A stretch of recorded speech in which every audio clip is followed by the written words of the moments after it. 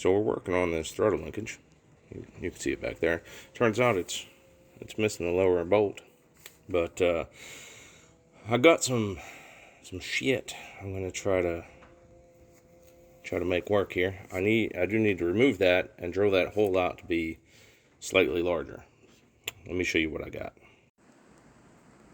So I'll get this set up here. And it came with a short rod. The rod wasn't long enough, but whenever I bought it, the length of the rod wasn't specified. So one of these is right-hand thread, one of these is left-hand thread. So what I did, and to be fair, I forgot one was right-hand thread, one was left-hand thread. I bought this to extend it, but that's all right-hand thread, no left-hand thread. So what I did is, I cut this and I welded it. I measured what I thought it should be from the, the thing over there, hooked to the accelerator pedal, and marked that. I cut both pieces and I just welded it together, ground it down a little bit. I'm probably not going to grind it down anymore. It's mostly straight, it's off a little bit, but it's really not going to matter for what we're doing. And hopefully it should be the right length. There still will be adjustment in these, and there will be adjustment in that throttle lever over there, because it has 3 holes in it. Now, let me tell you what I fucked up. So I was having a problem, not really a problem, but there's fuel level sender, right?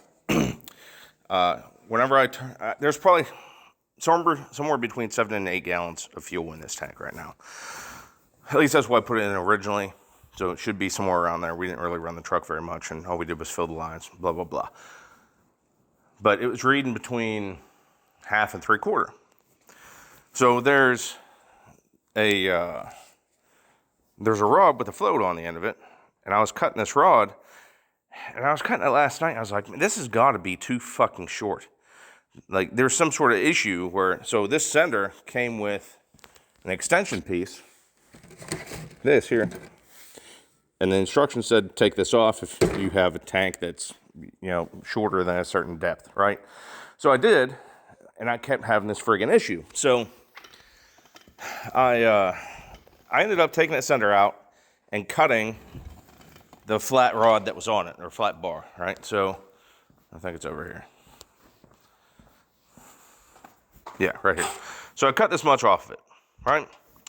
And then I put the sender back in with that float rod extended as far as I could extend it now, because I'd cut it so fucking much.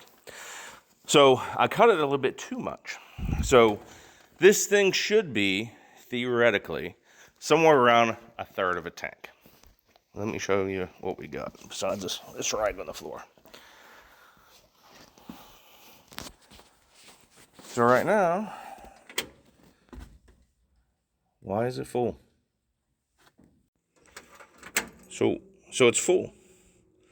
This is unusual, but let me show you. This whole fucking way over. Hey, I come back here. You motherfucker, get out of there. Let's see what we got now, man.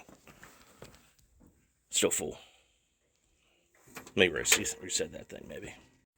All right, I had to turn it off, let it go down, come back again. So now that we don't have a wrench shorting out the sending unit, we're sitting right here, I'd say basically 1/4. I mean, maybe a tick over. So do I worry about getting a new float and float arm for this thing for, 1/8 of a tank difference? Or just send it? I'm thinking about just sending it, and I'll tell you why. Because I would rather have gas and think I don't than not have gas and think I do. So I'm going to call this done, man. These are the step panels that I got the other day from old Gary Bauer. He sells EMS panels. I just ordered more from him because it turns out this floor is worse than I remember. And I can't weld to thin air. The panels have to attach to something. So I just emailed him. He emailed me back, and he's going to get all the shit together and give me a quote. Shipping's fucking expensive. These 4 panels were $600. shipping was $100. The new panels are going to have to come in 3 shipments. So hopefully I don't have to bend over for UPS with my pants on again. But I probably will, because that's the state of the fucking world. So we're working on this throttle pedal. We just got to take that out of there, drill some holes. And I'm going to have my wife come down and hold that in there so I can put the bolts back in, because for some reason it bolts in from the engine bay. And then we'll get another bolt for the lower hole that's blown out down there for some reason. And that's it, man. We'll catch back up with you after we maybe get some shit done. I'm gonna try to put that choke cable in today too. So I have operational control from the cab for choke and the accelerator, which will be pretty nice. One step closer to driving the damn thing. All right, we'll see you. All right, we got the linkage done. Should be good at that length. Hopefully, you can see where to weld the two rods together.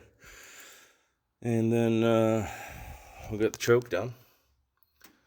Actually works. I just ended up drilling a hole up top because whoever ran the choke cable last time, which wasn't strong enough for this carburetor, just came out that hole behind the distributor. So it was just laying on the plug wires. I didn't really care for that. So I'm going to see if I can find some rubber plugs or something for these big old holes and shit in the firewall. But we got that taken care of under here. And then inside here, we had to take the dash out to get some of this stuff, but it's you know, the $40 Jegs cable that could be a lot better, but it's better than what I had in here.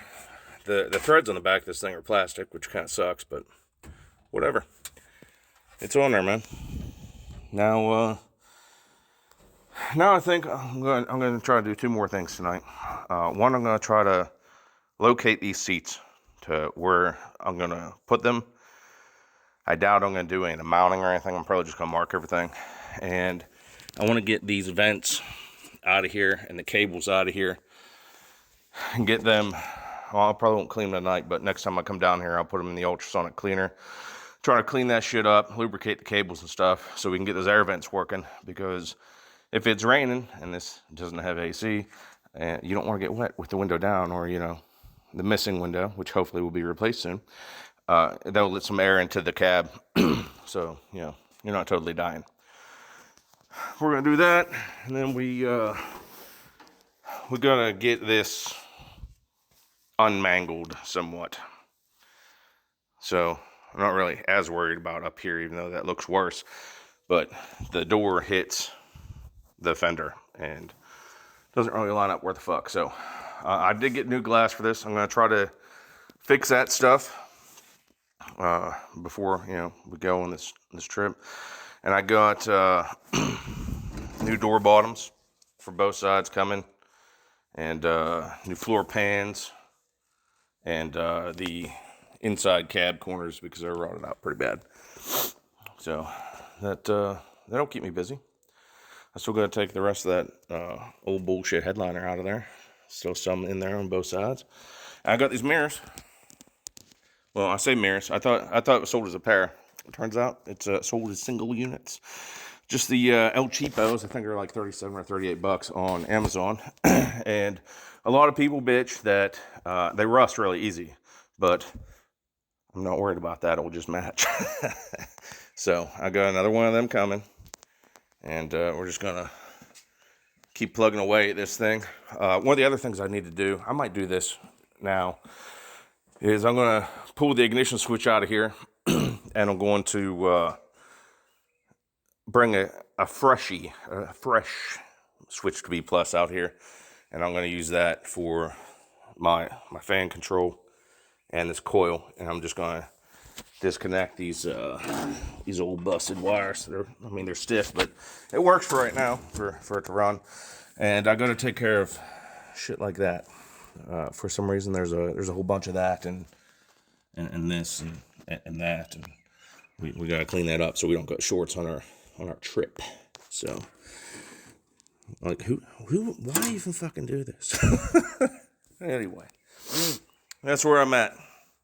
just a little update on this shit. I'm gonna try to get that stuff done today, what I can, and then I gotta crawl underneath this thing. I'm not doing it today because my legs, my back are killing me. But I'll go crawl under this thing and just check and see how the mounting cross members are doing. I might weld a little bit of fresh metal in there because I don't want the bed to fall off. So I'll go do that, and then I can throw this bed on here, which will be pretty nice, I'm not gonna lie. So we'll actually be able to drive this thing now that we have a choke and we have a throttle linkage, and we'll have a bed on there eventually, and we're gonna clean up some of that wiring. We should be done with everything under here for now because we got this wired up, and we got a new fuel line and all that bullshit, right? I got this unrun from back there, so we can finish pulling that out of there. The only other thing, two things I want to do under here, which I can do with the truck up in the air, is I'm going to get rid of the cable past this point because it's just cut off under the hood, and I'm going to get rid of that old exhaust hanger. But making some progress. Maybe soon we'll take this thing for a rip. Probably as soon as I get the seats bolted down, we'll take this thing for a rip. I also got a different but instrument cluster. So this is what this one looks like. It has the temp gauge, oil light, generator light, fuel gauge, speedometer. I don't know what it's from. I mean, it's from one of these, but it's got to be like a 600 or 700 or something, because over here it has a tachometer. Over there it has an air pressure gauge. And it doesn't have idiot lights, it has gauges, which would be nice. So I don't know if I'm going to change those out to like an odometer or something, but I did want a tachometer. I'm not sure if it's a digital tachometer or if it had a like a gear drive on the distributor, because I've seen these distributors that had a gear drive off it and it ran a tachometer. So we'll see whenever it shows up. That was found from some guy on one of the Facebook groups for $100. He's shipping it from like Massachusetts or Connecticut or somewhere up in the Northeast. So we'll just tuck this thing in here until I get that dash bullshit done, and then I'll swap that stuff out. Probably around that time I should be wiring up these. I'm not quite sure how this is going to work out because I don't think there's a flasher relay in these things. So we'll see, man. But I'm getting there. Hopefully we'll be moving on down the road. We'll be able to get the brakes dialed in, because there's a proportional valve underneath the hood here. The clutch should be good. The clutch was good before. It just has a resurfaced flywheel now. So there's our proportion valve. Cap is MIA. But we get that, and then that's wiring. It goes to the back end. I just got to wire to the brake switch into the dash and back out. So that works through the turn signal switch, according to this here directional switch. So I would like to have, some semblance of lights, even if it's just brake lights, before we cruise on down the road and test drive this thing. And I gotta put some miles on this thing because this was just rebuilt, and I want to put at least 50 miles on it, dump the oil filter, and put some new shit in there. And then we can keep plugging away, and I'll feel a little bit better about that. So, all right. Thanks for hanging out. All right, we've got the ignition switch fixed up, wired proper. We've got a fresh E out here, fresh wire for my ignition. This is the old and busted. Still gotta get rid of that. We got 13.1 at idle.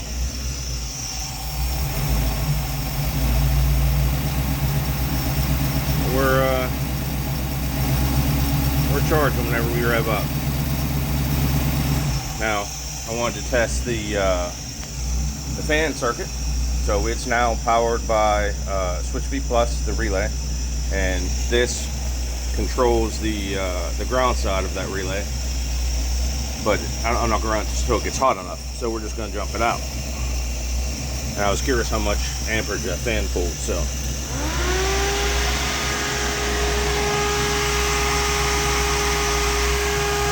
Drawing her down, bud.